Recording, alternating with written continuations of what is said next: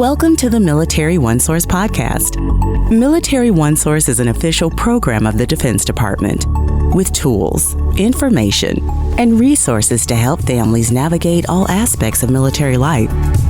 For more information, visit MilitaryOneSource.mil. Welcome to the podcast. I'm Bruce Moody. You know, there's an election coming up. You may have seen some headlines about it.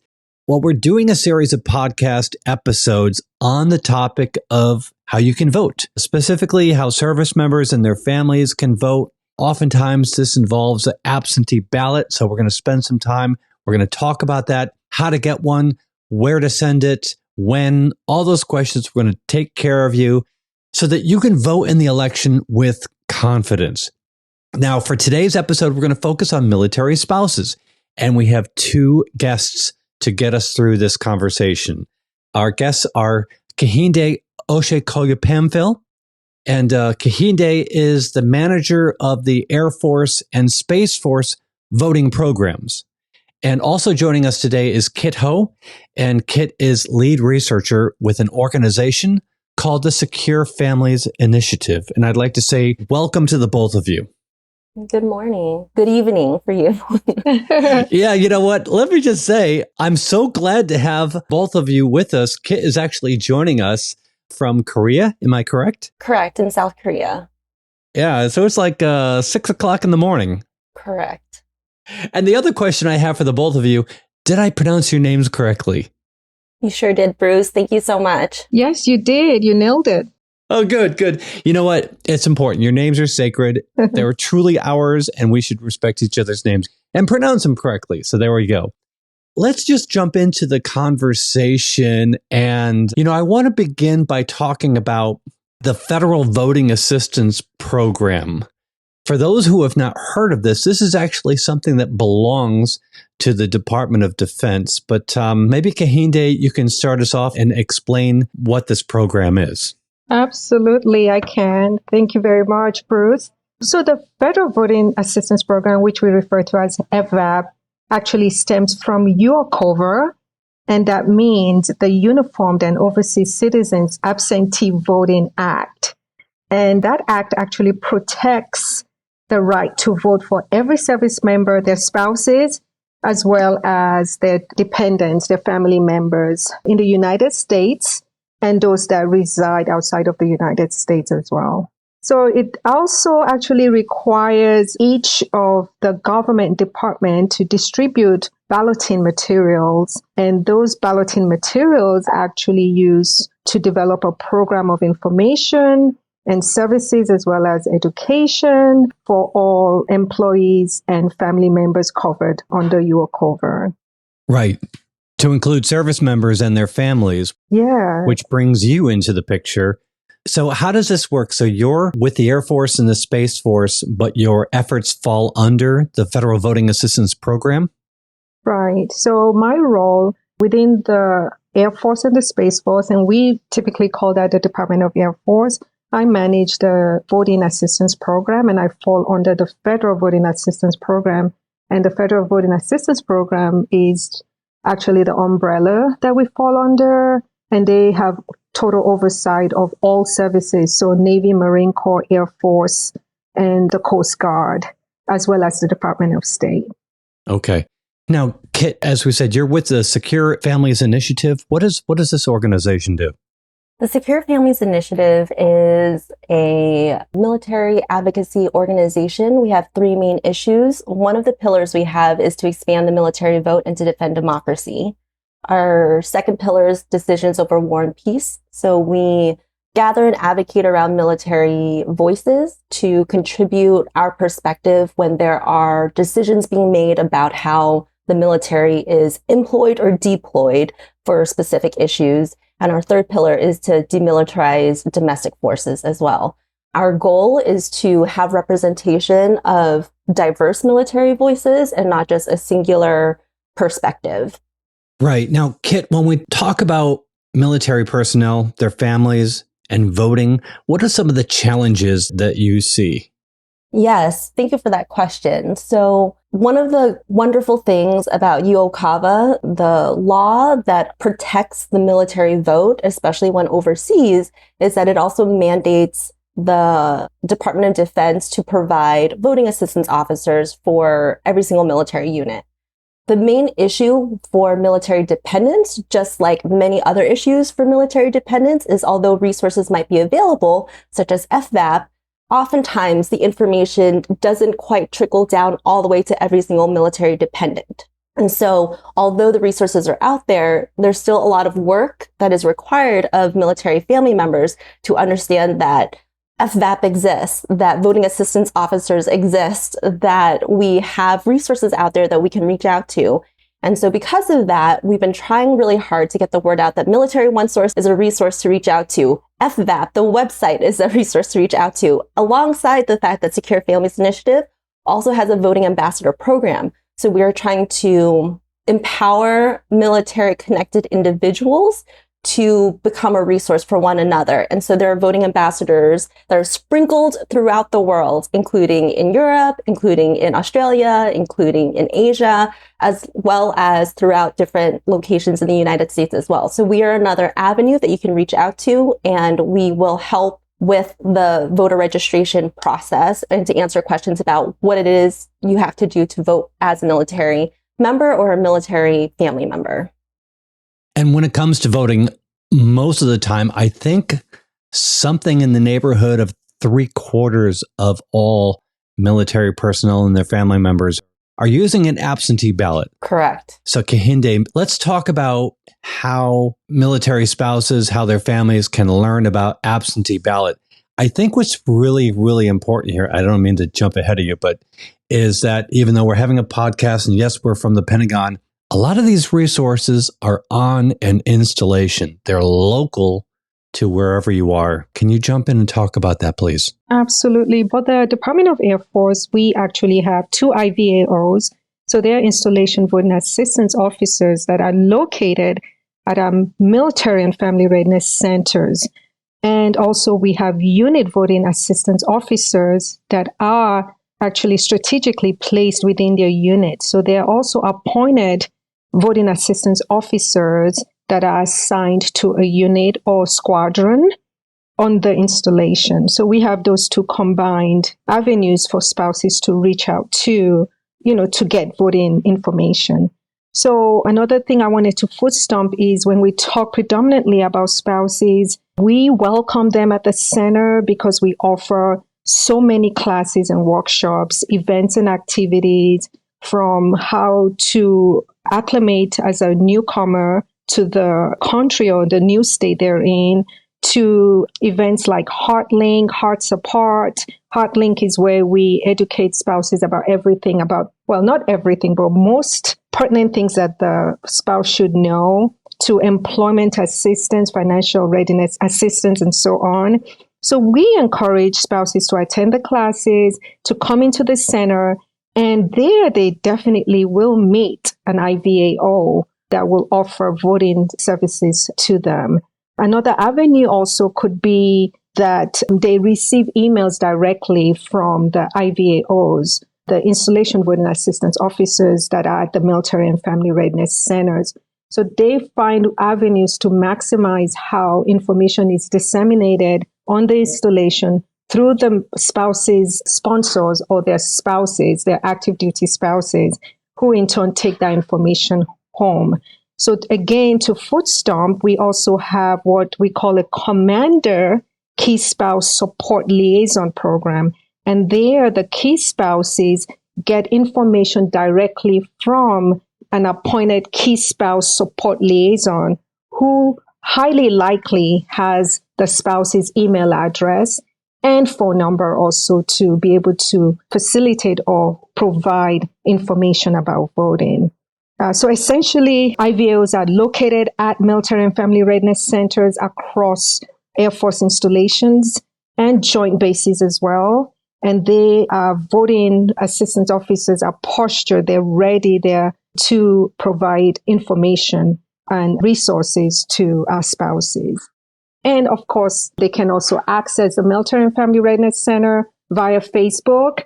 And our Facebook also highlights our program needs. We also have websites for the Military and Family Readiness Center that also list the voting assistance office. And by law, we're required to list the voter assistance office on our websites as well, worldwide. So that source of getting your questions answered is very, very local. And it almost is to the point where if you're talking to your Family Readiness Center or your command, there's almost no wrong door. You just have to really speak up and ask questions. But Kehinde, so that people know the kind of questions that they should be asking, maybe you can explain the process of absentee voting for military spouses. What are the steps that they need to take? Right. So one of the main things that I want to foot stomp is the Military Spouse Residency Relief Act. And this act allows service members to establish as a spouse, if they have a physical address, it allows them to retain their residency with the service member, or the spouse can elect to retain their own residency if they choose not to utilize their sponsor or their spouse's residency. So that Relief Act has been put in place to definitely ensure that they have choices. Now, they cannot just decide to say, oh, I just want to pick another state just because. There has to be some proof or a proof that they were a resident of that state. So ways to establish that of course, is through voting. So if you voted previously and you want to continue to vote there, even though you're in a new location, you can do that. Another avenue is by paying taxes, by filing your taxes, owning property, your driver's license, or registering your vehicle. So lots and lots of avenues. And of course, I do want to emphasize FVAP.gov. Their website provides everything a spouse needs to know and how to fill out the absentee ballot. So spouses should just make sure that they update their address every time they move, Could I jump in here? Please do. Yeah, so as a military spouse to an active duty Marine of 17 years now, we have moved probably 6, 7, 8 times now. I've really have lost track.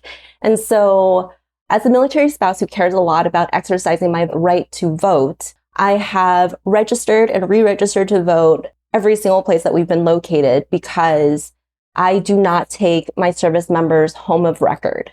Instead, every single time we've moved, I have registered to vote in California, North Carolina, South Carolina, Arizona, Virginia. I have also voted while overseas while living in Japan, and currently now we are in South Korea, so I am registered to vote while living overseas a second time. And although the voting assistance officers exist out there, I will say that many military spouses, including people who've been in for over a decade, have had very little contact with the voting assistance officers unless the voting assistance officers have been very active in reaching out to military families.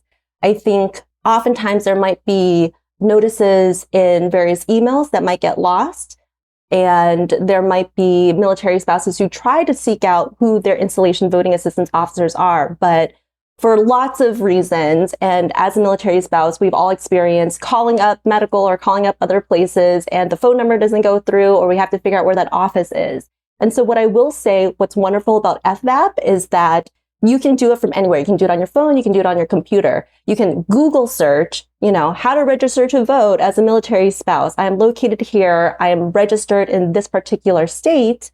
And no matter what, every single Board of Elections website that I have been to, when you search out as a military voter, it will kick you back to the FVAP website so that you can fill out the federal postcard application, which is the main document for one to register to vote absentee as a military voter.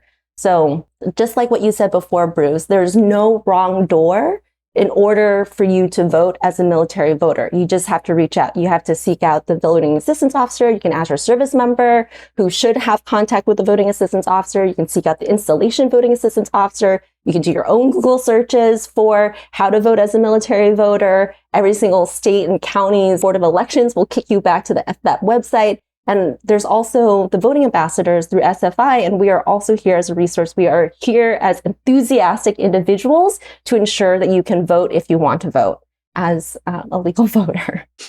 That is excellent, actually, that you said that. I was a military spouse for 24 years until he retired. And so, yes, I also can definitely chime into the fact that everywhere I went, I did vote. And very lucky also that the Air Force takes the Federal Voting Assistance Program seriously, and we maximize avenues to reach out to our spouses and to also bring them into the Military and Family Readiness Center, where we have so much information and resources and people to literally work them hand in hand to make sure that they get that ballot, their forms filled out and mailed out, and just provide that added continuity and support.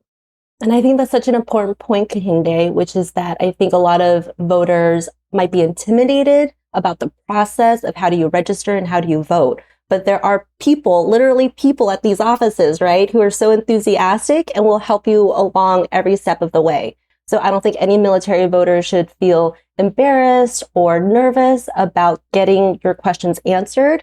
There have been lots of stumbling blocks that people have encountered, including somebody here who tried to register to vote, but their Adobe wouldn't load, their PDF wouldn't load, so they couldn't print it out. They wanted to do it, but couldn't do it. And there are people out here who have helped her along the way to ensure that she can indeed register and she can indeed vote when the time comes. You know, this really reminds me, it wasn't actually until after I retired from being in the military that I started going to my local voting precinct. And what I found was pretty much the same thing.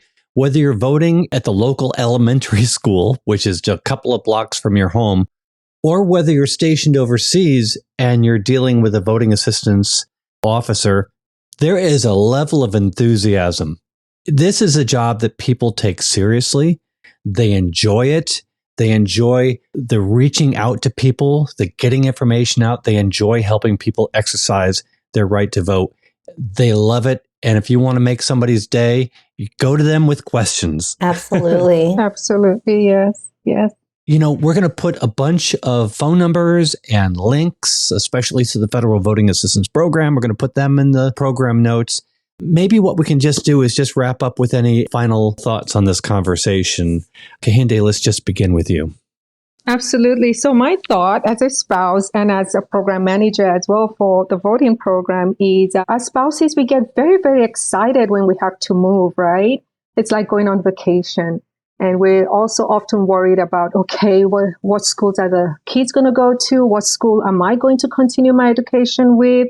Where am I going to live? You know, what's it going to be like? And so on. So we tend to really forget about voting for a moment until it gets too close to when we want to vote. So what I encourage our spouses to do is to reach out, like you said, to all those resources, information, the folks that will be there to help them through any challenges, any hurdles, any questions, any queries, any concerns that they may have about voting. You know, we always foot stomp within the Air Force what the Federal Voting Assistance Program foot stomps is that Americans, each and every one of us, can vote wherever we want, anywhere in the world.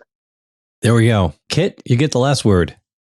The main takeaway that I want listeners to understand, especially if you are an overseas voter, is that it is very important to complete the process as early as possible so you can track and troubleshoot if any issues come up. Sometimes you're missing a little bit of information about your address, or maybe there's a bit of your signature that could use some correction. And so if you start the process early enough and you're tracking the process, that you can reach out to your local Board of Elections and ask, hey, you know, I sent in the federal postcard application. I don't see that I'm fully registered to vote yet. Are there any issues there? And then you correct that application to ensure that you can receive your absentee ballot. As an overseas voter, the law states that you are to receive your absentee ballot 45 days before the election. And so again, it's important for you to vote as soon as possible so that you can track your ballot actually being received by that voting office and for you to troubleshoot any issues that might come up. Again, there could be issues that say that the bubble that you filled in might not have been fully bubbled in or there's some other issue, and you want to have enough time so that your vote actually counts. So I will say, to reiterate, my main messages are to start the registration process early, track your ballot to make sure it gets counted, and again, reach out to any resource that you know that is available to you, whether it is your voting assistance officer, your local Facebook group, the Secure Families Initiative voting ambassadors that are out there. You can email us at info@securefamiliesinitiative.org, and we are human beings behind the scenes who will reach out to you and make sure that you can vote. We care so much about making sure that you can participate in this civic process. There we go. Human beings excited and passionate about this topic, and we so appreciate you being with us. Khiet and Kehinde Oshikoyapamphille, thank you to the both of you. We really appreciate you being on the podcast. Thank you so much, Bruce. Thank you very much, and you guys have a great day. Thank you. We will. Yes. And want to remind everybody that Military OneSource is an official resource of the Defense Department. We always like to hear from you. If you have any questions about what you heard today, or maybe a comment, use the link in the program notes, and we'd love to hear from you. And be sure to subscribe to this podcast wherever you listen to your podcast, because we cover a wide variety of topics to help military families navigate military life. I'm Bruce Moody. Thank you so much for listening. Take care. Bye-bye.